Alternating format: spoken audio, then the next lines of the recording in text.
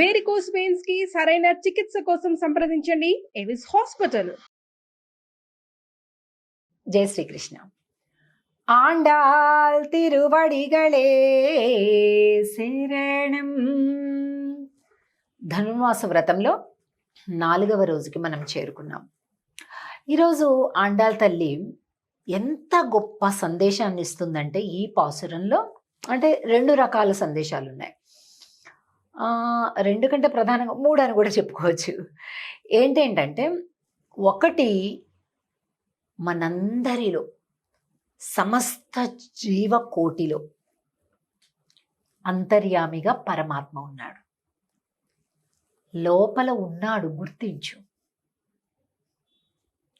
చాలా విషయాలు మనం గుర్తించక మనం నష్టపోతుంటాం కదా లోకంలో.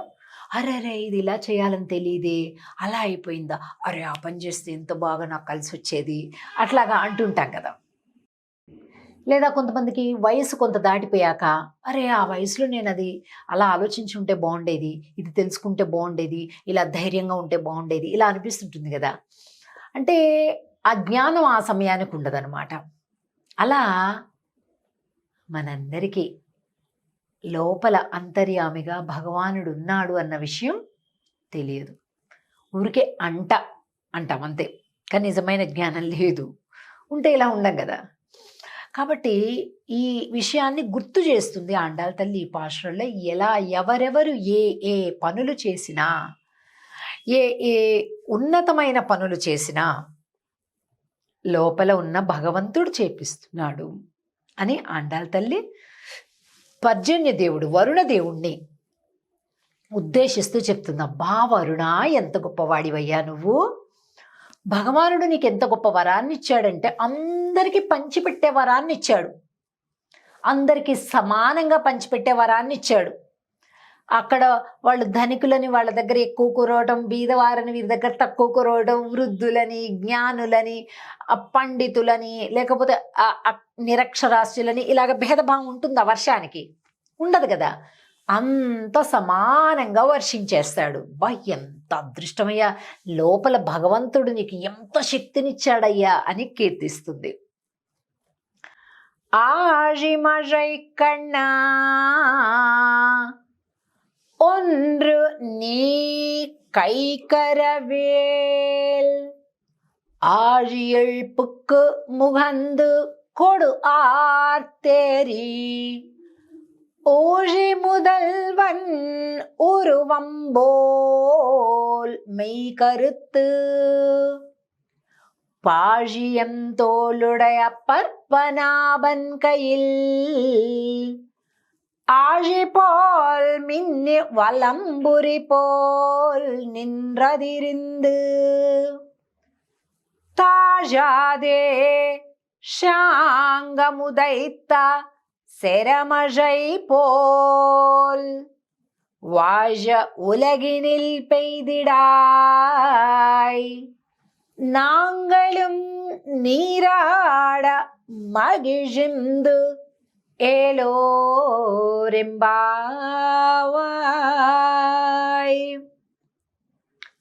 మగిజిందు. ఎలాంటి వర్షాలు కురుస్తావో తెలుసా? ఊరు వాడ కొట్టుకుపోయి, కొంపగోడు కొట్టుకుపోయి, పశువు పంట కొట్టుకుపోయి అలాంటి వర్షాలు కాదయ్యా. 10 మంది హాయిగా ఉండాలి, అలాంటి వర్షం కురు. సంతోషం రావాలి. వర్షం వచ్చిందంటే సంతోషం రావాలి, దుఃఖం రాకూడదు కదా. అలా మంచి వర్షాలు కురువమ్మా. భగవంతుడు నీకు మంచి శక్తినిచ్చాడు. నువ్వేం చేయాలి? పుక్కు ముగంద్, బాగా ఇట్లా మునుగు, సముద్రంలోకి మునుగు.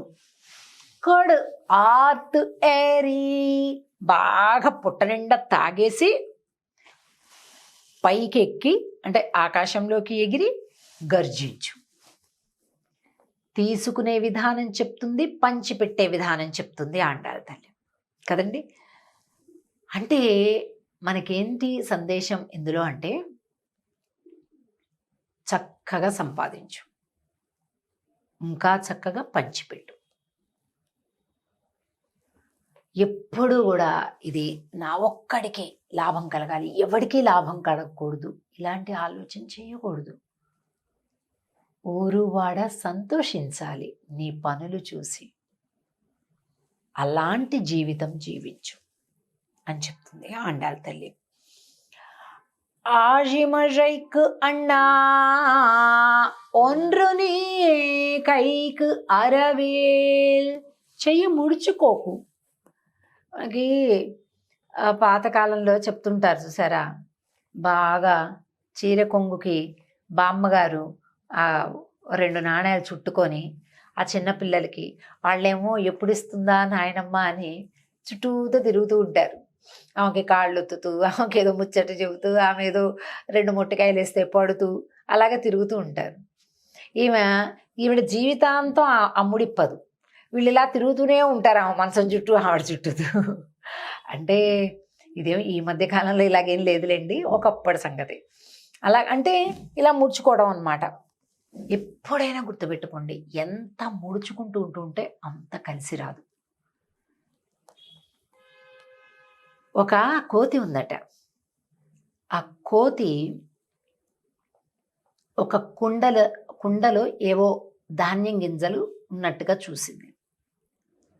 వెంటనే అక్కడికి పరిగెట్టుకుపోయింది, దానిలో తీసుకోవాలి అని చెప్పి అందులోకి చెయ్యి పెట్టింది.